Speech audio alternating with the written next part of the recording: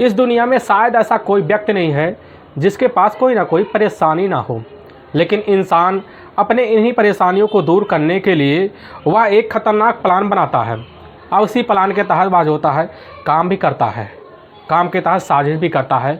लेकिन जब सफल हो जाता है तो वह सोचने लगता है कि अब तो हमारे तक पुलिस नहीं पहुंच पाएगी। लेकिन कहा भी गया दोस्तों कि इंसान जैसा ही कर्म करता है उसको ठीक वैसा ही फल मिल जाता है। आज के घटना में सेम ऐसा ही हुआ, जिसकी वजह से ना सिर्फ एक महिला एक खतरनाक प्लान के तहत वह इस दुनिया को छोड़ के चली जाती है, बल्कि उसी के पीछे उसका पूरा का पूरा परिवार भी तबाह हो जाता है। और जब लोगों के सामने जब सच्चाई निकल के आता है, इससे सुनने के बाद लोगों को अपने कानों पर विश्वास नहीं होता है। आज के घटना में क्या हुआ, इस घटना की आप पूरी सच्चाई जानने के लिए इस वीडियो को आप लास्ट तक ज़रूर देखिएगा। नमस्कार दोस्तों, मैं प्रदीप कुमार आपको इस टेढ़ी बात चैनल पे मैं स्वागत करता हूं। दोस्तों आज की यह जो घटना है, यह घटना है उत्तर प्रदेश। और उत्तर प्रदेश का एक जाना माना शहर पड़ता है मेरठ शहर, और ठीक उसी के पास एक थाना पड़ता है नौचंदी थाना, और उसी के पास एक इलाका पड़ता है शास्त्री नगर इलाका। वहीं के रहने वाले होते हैं संजय लूथरा, जिसकी उम्र होती है लगभग 41 साल से 42 साल के बीच, और उनकी पत्नी होती है चंदा, जिसकी उम्र होती है 38 साल, और उनका एक जो है मुँह भोला बेटा होता है जिसका उम्र होता है लगभग 8 साल के आसपास। और यह जो होते हैं संजय असल में अपने इलाके में एक टेंट हाउस की अपना खुद का दुकान खोल रखे थे। और उनकी जो पत्नी होती है असल में चंदा जो होती है खतौली के ही लोहड़ा इलाका पड़ता है।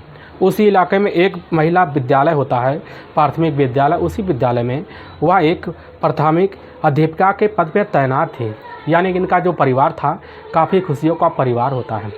तभी मैं बात कर रहा हूँ 21 फरवरी 2021 का दिन होता है। तो सुबह का टाइम होता है। तो जो संजय होता है, संजय अपने चारपाई से उठता है, वह अपना मोबाइल निकालता है। मोबाइल निकालने के बाद तुरंत का अपने ससुराल, और उसका ससुराल जो पड़ता है खतौली के पास एक इलाका पड़ता है अशोक मार्केट। उसी में उसके जो होते हैं ससुर रहने वाले होते हैं, जिनका नाम होता है ओम प्रकाश, और उसका एक सारा होता है अमित। तुरंत ही वह अमित के पास फ़ोन मिलाता है। वह बोलने लग जाता है कि तुम्हारी बहन रात को हार्ट अटैक से जूझ रही थी, तभी एकाएक उसकी सांसें बंद हो गई, हमें लग रहा है उसकी जो है मौत हो गई है। इस बात को जैसे अमित सुनता है तो अमित जो है अपने पिता को यह बात बताता है। उसके पिता ओम प्रकाश को यह बात पता लगता है तो ओम प्रकाश जो होते इस चीज़ की सूचना अपने पत्नी और अपने बेटी को देते हैं। यानी कि जितने भी उस घर में लोग थे, सबका माहौल एकाएक बिगड़ जाता है। सबकी सुबह नींद खुल जाती है।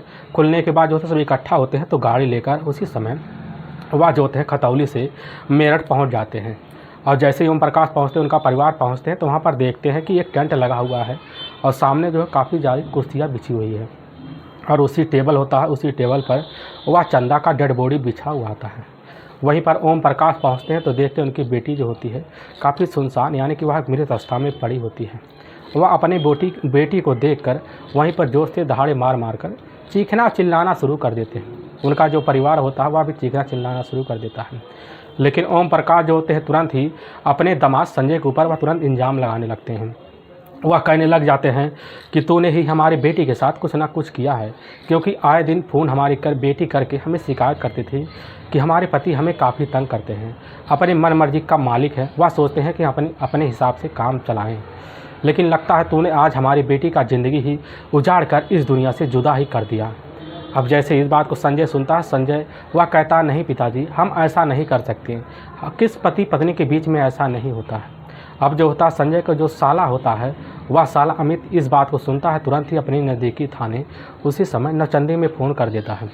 नौचंदी में फ़ोन करने के बाद वहाँ के हिसाब से वहाँ के जो थाना प्रभारी होते हैं प्रेमचंद शर्मा, जैसे ही उनकी कानों में खबर पहुँचती है तो अपने दल बल और टीम के साथ में उनके साथ फोरेंसिक टीम भी होती है, पहुँचती है। तो वहाँ पर देखता तो नज़ारा जो देखा जाता है, इसके बाद प्रेमचंद तुरंत ही भन्ना से जाते हैं।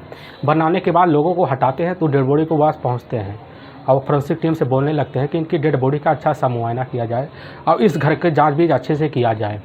और उसी समय अमित जो होता है पुलिस के सामने कह जाता है कि साहब हमारी दीदी का जो मर्डर है या हमारे ही जीजा ने या संजय ने किया है।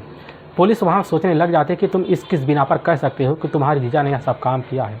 अमित कहने लग जाता है कि साहब हमारे जीजा हमारी दीदी के साथ काफ़ी बेरुखी से पेश आते थे, और वह अपने मन मर्जी के मालिक हिसाब से काम करते थे। हमें पूरा विश्वास है कि यह काम जो है हमारे जीजा ने किया है। वह अमित उसी समय थाना प्रभारी जो थे प्रेमचंद का हाथ पकड़कर वह अपने दीदी चंदा के पास ले जाता है। उनसे बोलने लग जाता है कि यह देखिए साहब, हमारे दीदी के शरीर पर काफ़ी जो है मारपीट के निशान है, हमें पूरा विश्वास है कि हमारे जीजा ने किया है। थाना प्रभारी कहने लग जाते हैं, हम तुम्हारी बात पर किस बिना पर विश्वास करें कि तुम्हारी दीदी की हत्या तुम्हारे जीजा संजय ने किया है। और पुलिस जो होती है उसी समय चंदा के बॉडी को पंचनामा करती है। पंचनामा करने के बाद उसके बॉडी को सबसे पहले अपने नज़दीकी सरकारी अस्पताल में पोस्टमार्टम के लिए भिजवा देती है। और जब पुलिस के सामने पोस्टमार्टम का रिपोर्ट भी आ जाता है, साथ में उसका जो बॉडी होता है वह बॉडी तुरंत ही उसी समय सरकारी अस्पताल मोर्चरी में रखवा दिया जाता है। और इस केस की छानबीन करने के लिए रिपोर्ट का जब इंतजार होता है उनका सफल हो जाता है। रिपोर्ट में यह पता चलता है कि रिपोर्ट में किसी के शरीर के साथ छेड़छाड़ी नहीं की गई है। वह इसका जो मौत हुआ एक साधारण मौत हुआ है और ना इसके आगे कुछ लिखा था। अब उसी समय वह प्रेमचंद को विश्वास हो जाता है कि इसकी जो मौत हुई है यह हार्ट अटैक की वजह से हुआ है। थाना प्रभारी होते हैं प्रेमचंद तुरंत ही अमित की बात मान लेते हैं। उसके मानने के विरुद्ध जो होता है उसी समय संजय को अपने कस्टडी में लेते हैं, उसको थाने ले जाते हैं। और उससे जब पूछताछ करते हैं तो संजय बताने लगता है कि साहब, हम लोग 21 फरवरी को ही रात को पूरा आराम से सो रहे होते हैं, लेकिन अचानक चंदा की तबीयत ख़राब हुई तो उसके सांसें जो होती हैं ज़्यादा ऊपर नीचे होने लगी, जिसकी वजह से वह एकाएक शांत हो गई और तुरंत का तुरंत जो होता है वह चारपाई से नीचे गिर गई। और वह हम जब उसको देखने लगे पता चला उसकी जान ही नहीं बची। हमें पूरा विश्वास हो गया कि हार्ट अटैक आने की वजह से एकाएक यह अपने दम तोड़ चुकी होती है। और तुरंत की सूचना जो होता है हम अपने साले के मोबाइल पर अमित को फ़ोन करते हैं, इसकी सूचना बताते हैं। अब पुलिस जो होती है उसी समय जो होता है संजय को क्लीन चिट्स देकर वह तुरंत ही छोड़ देती है। अब इस केस की छानबीन करने के लिए सबसे पहले अब अमित के पास जाती है, उससे पूछने लगती है कि तुम्हें कैसे विश्वास है कि तुम्हारे जीजा ने यह सब काम किया है। तो अमित अपनी बात को कहने लगता है कि साहब, हमारे दीदी के साथ आए दिन संजय काफ़ी बेरुतगी से पेश आता, हमें पूरा विश्वास उसी ने किया। लेकिन थाना प्रभारी कह देते हैं कि ऐसा कोई सबूत नहीं मिला जिसकी वजह से तुम्हारा जीजा ही तुम्हारे दीदी का कातिल हो। लेकिन अमित जो होता है उसको विश्वास नहीं होता है। वह तुरंत ही उसी समय मेरठ के थाना प्रभारी के पास जाता है, साथ में एसओ भी होते हैं, उनसे शिकायत करता है। तो एसओ जो होते हैं तुरंत ही एक्शन में आ जाते हैं। एक्शन में आने के बाद नवचंदी के जो थाना प्रभारी होते हैं बस वहाँ के एसओ को भी संपर्क किया जाता है। उनसे यह बात बताते हैं कि एक बार जाके आप इस केस को दोबारा बारीकी से जाँच करें और साथ में कुछ फोरेंसिक टीम ले लीजिए। तो वह प्रेमचंद तुरंत तैयार हो जाते हैं और तैयारी की बदौलत जो होता है इस केस को सुलझाने में लगभग 20 दिन का वक्त लग जाता है, लेकिन पुलिस के हाथ कोई सबूत नहीं लगता है। तो सबसे पहले जो पुलिस होती है वह संजय के घर जाती है, दोबारा तहकीकात करती है। तो आस पड़ोस के लोगों से जब पूछने लग जाते हैं, आस पड़ोस के लोग बताने लगते थे, साहब जिस दिन यह घटना हुआ था सुबह सुबह इतनी जल्दी इन्होंने व्यवस्था लकड़ी और साथ में जो होता संस्कार जितने सामान थे सब व्यवस्था कर लिए थे और टेंट भी उसने कुछ देर पहले ही मंगा लिया था। पुलिस को जरूर शंका होने लगा कि यह जो संजय था, संजय को सब बात पता था कि यह इसकी पत्नी चंदा के साथ क्या होने वाला है। थाना प्रभारी फोरेंसिक टीम भी पूरी तरह से अब विश्वास हो गया था कि इसमें संजय का हाथ है। अब इसीलिए संजय के पास पुलिस दोबारा जाती है, संजय से पूछने लग जाती है कि क्या तुम्हें पूरा यकीन है तुम्हारी पत्नी चंदा जो होती है उसकी मौत हार्ट अटैक की वजह से हुई है। तो संजय का जो चेहरा होता है वह पूरा सा उड़ चुका होता है, क्योंकि वहाँ पर थाना प्रभारी के साथ सामने उनके एसएचओ खड़े होते हैं, साथ में 4-5 कांस्टेबल होते हैं, जिसकी वजह से संजय काफ़ी डर से जाता है। तो एसएचओ जो होते हैं तुरंत ही उससे कहने लग जाते हैं कि एक बार तुम अपना मोबाइल दे दो, उसके साथ अपना नंबर भी दे दो। संजय जो होता है वह अपना मोबाइल नहीं देता, लेकिन नंबर बताने के लिए तैयार रहता है, नंबर बता देता है। एसएचओ सोचते हैं कि आखिर यह व्यक्ति अपना मोबाइल क्यों नहीं हमें दे रहा है। और पुलिस तुरंत ही एसएचओ कहते हैं अपने कांस्टेबल से एक बार इसका मोबाइल अपने हाथ में लो। संजय से उसका मोबाइल जोर जबरदस्ती छीन लेते हैं, उसका मोबाइल हाथ में लेते हैं और जब लेते हैं साथ में फोरेंसिक जो टीम होती है उनको देते हैं, वहाँ चेक करने लगते हैं। तो पता चलता है घटना वाली रात यानी कि 21 फरवरी 2021 को जो रात था, लगभग कुछ ही घंटे बाद एक फ़ोटो डिलीट किया गया था। अब पुलिस सोचती है कि ज़रूर इस फ़ोटो में कुछ ना कुछ राज छिपा हुआ है। उस फ़ोटो को वहाँ ले जाती है, उस मोबाइल के जो होता है कंपनी संपर्क करती है, उसी कंपनी संपर्क करने के बाद उसका डिलीट हुआ फ़ोटो जब निकालती है तो सबके सामने निकल के जब आता है तो इससे वहाँ के जितने थाना प्रभारी होते हैं, साथ में जिससे टीम होती है, साथ में कांस्टेबल होते हैं, फ़ोटो देखते हैं उनके पैरों तले से ज़मीन सिसक जाती है, क्योंकि उसमें जो फ़ोटो था उसमें यहाँ दिखाई दे रहा था कि वह जो चंदा होती, चंदा सोई हुई थी, उसके मुंह पे कोई व्यक्ति तकिया लगा रहा होता है, उसके साथ वह होता है डॉक्टर रजत, डॉक्टर रजत उसका हितैषी होता है। यानी कि संजय और डॉक्टर रजत ने कुछ ना कुछ उस रात किया था और पुलिस जैसी फ़ोटो पाती वह फ़ोटो लेकर उसके घर, संजय के घर पहुंच जाती है। संजय को जैसी फ़ोटो दिखाती, संजय के चेहरे के रंग पूरे से उड़ गए थे और पुलिस उसको कस्टडी में लेती है। लेने के बाद 28 फरवरी 2021 का दिन होता है। उसी दिन उसको थाने ले आती है और जब उसके सामने फ़ोटो और साथ में कुछ सबूत दिखाती है तो उसी बिना पर संजय जो है पुलिस के सामने एकदम शाम से जाता है और अपना जुर्म जो होता है उसी समय कबूल भी कर लेता है। और पुलिस के सामने सच्चाई बताने से पहले पुलिस की टीम जो होती है सबसे पहले जाती है डॉक्टर रजत को अपने कस्टडी में लेने के लिए। और जब जाती है तो पुलिस काफ़ी मशक्क़त करती है, लेकिन शाम तक उसको भी अपने कस्टडी में ले लेती है। जब लेती है तो उसके सामने जैसे संजय देखता है रजत, तुरंत ही वह भन्ना से जाता है। भन्नाने के बाद वह होता है समझ जाता है कि जो है संजय ने अपना सारा जुर्म कबूल कर लिया था। कबूल करने की वजह से रजत भी टूट जाता है और दोनों अपना जुर्म साथ में कबूल करते हैं। जब कबूल करते हैं तो अपनी सच्चाई जब बताने लगते हैं तो वह जो होता है संजय बताने लगता है कि आज से लगभग 9 साल पहले जो होता है चंदा और यह जो होता है संजय कथुला की जो शादी थी वह काफ़ी अच्छे तरीके से हो गया होता है। क्योंकि संजय जो होता है, संजय अपने इलाके में वह टेंट हाउस का अपना खुद का दुकान खोल रखा था। और जो चंदा होती है, चंदा वह अपने खतौली जो इलाका पर था उसी इलाके में एक प्राथमिक विद्यालय था, उसमें वह अध्यापिका के पद पर तैनात थी। यानी कि इनका जो ज़िंदगी था काफ़ी अच्छे से दोनों का था, इसीलिए इनका जो रिश्ता होता है शादी के बाद काफ़ी अच्छे चलना भी शुरू हो जाता है। लेकिन शादी के जैसे ही लगभग 1 साल बीतता है तो उसी बीच इनको एक बेटा होता है। इनका बेटा आने की वजह से इनकी खुशियाँ काफ़ी बढ़ जाती हैं।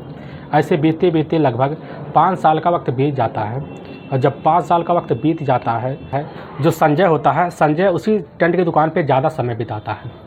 दुकान पे समय बिताने की वजह से उसके पास काफ़ी जो होते हैं बड़े लोग आते हैं, छोटे लोग आते हैं, लेबर भी आते हैं, जिसकी वजह से संजय वहाँ बैठकर लोगों के साथ शराब भी पीना शुरू कर देता है। शराब का संजय इतना आदी हो जाता है कि वह जो होता है जब घर आता था तो शराब की काफ़ी लत अवस्था में आता था। आते वक्त उसकी पत्नी जो होती है चंदा काफ़ी भन्ना जाती थी। इसी वजह से इनके बीच झगड़े तकरार शुरू हो गए थे। लेकिन झगड़े तकरार इतना तक सीमित नहीं रहते। जब भी वह अपने टेंट हाउस की दुकान पर बैठकर शराब पीता था तो उसका जो पड़ोसी दोस्त होता है डॉक्टर रजत भी उसके साथ बैठ जाता था। बैठने की वजह से वहाँ पर माहौल जमता और डॉक्टर रजत ही जो है कुछ लड़कियों की व्यवस्था करता। वह लड़की जो होते हैं पहले टेंट हाउस पे दोनों मिलकर उसी के साथ संबंध बनाते थे, लेकिन इनका संजय और डॉक्टर रजत का हाथ तब बढ़ गया जब अपने ही घर पर वह जो होते हैं लड़कियों को लेकर आने लगा। तो संजय अपने घर पे जब लाने लगा तो उसका जो बेटा था वह काफ़ी बाहर पड़ता था, जिसकी वजह से घर में कोई रोकने वाला नहीं होता था। और इसी बात को लेकर चंदा काफ़ी गुस्से से रहती थी।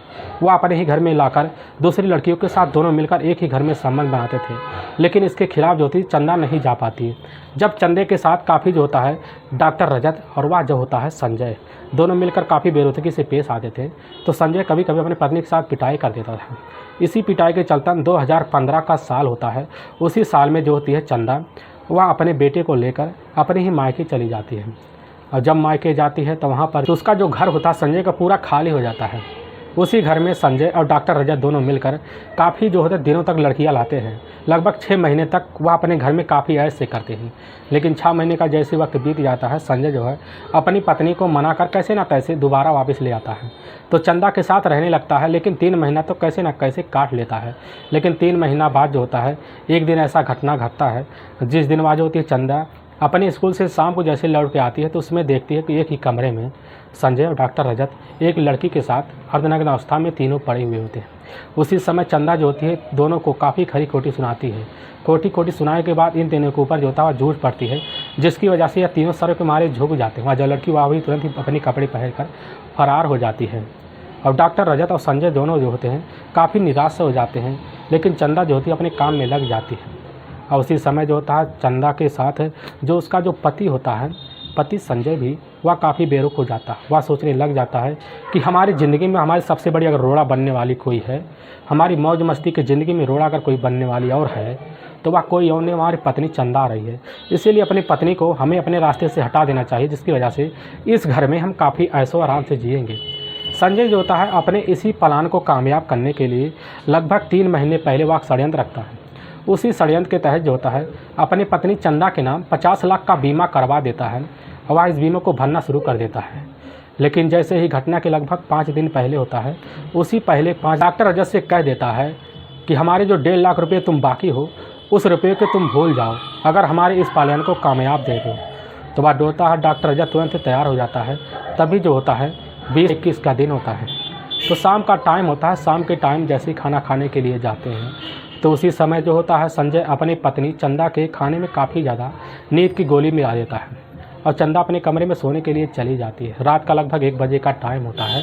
तो संजय जो होता है उसी समय अपने पड़ोसी डॉक्टर रजत के पास जाता है। जाने के बाद उसको बुला लाता है, अपने कमरे में लाता है और लाते वक्त जो होता है तुरंत उससे बोलता है कि अब इस घटना को अंजाम दो, क्योंकि चंदा जो होती है काफ़ी बेहोशी अवस्था में पड़ी होती है।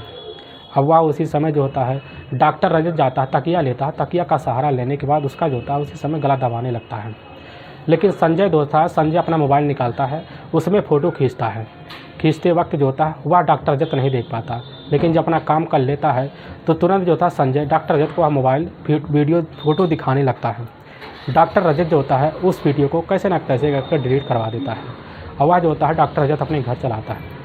और संजय जो होता है अपने इस षड्यंत्र को कामयाब करने के लिए तुरंत ही अपने साले अमित के पास फ़ोन करता है और इस घटना की सूचना देता है। वाकई में दोस्तों जैसे या पुलिस के सामने संजय और डॉक्टर रजत दोनों सच्चाई रखते हैं, इसी बिना पर पुलिस की जो टीम होती है वह पूरी सहम फिर जाती है। और सहमने के बाद जो होती है पुलिस उस मोबाइल को साथ में जो पुलिस के तकिए थे सब अपने कस्टडी में लेती है। लेने के बाद अब इन दोनों को ले जाती है वहाँ के नदी की कोर्ट में पेश करती है। करने के बाद इन दोनों पर गंभीर धर्म मुकदमा दर्ज करके इन दोनों को ले जाकर वहाँ की जेल में एक लंबी सज़ा के लिए डाल दिया जाता है। दोस्तों इस घटना का सुनाने का उद्देश्य हमें किसी को परेशान करना नहीं है और ना ही किसी को दिल को ठेस पहुंचाना है। बस आपको यह बताना है कि आप जहां भी रहें आप सावधान और सतर्क जरूर रहें। दोस्तों अगर आपको यह वीडियो पसंद आ रहा है तो इस वीडियो को आप ज़्यादा से ज़्यादा शेयर और सब्सक्राइब जरूर करें। दोस्तों फिर मिलेंगे एक नए एपिसोड के साथ। तब तक के लिए जय हिंद और जय भारत।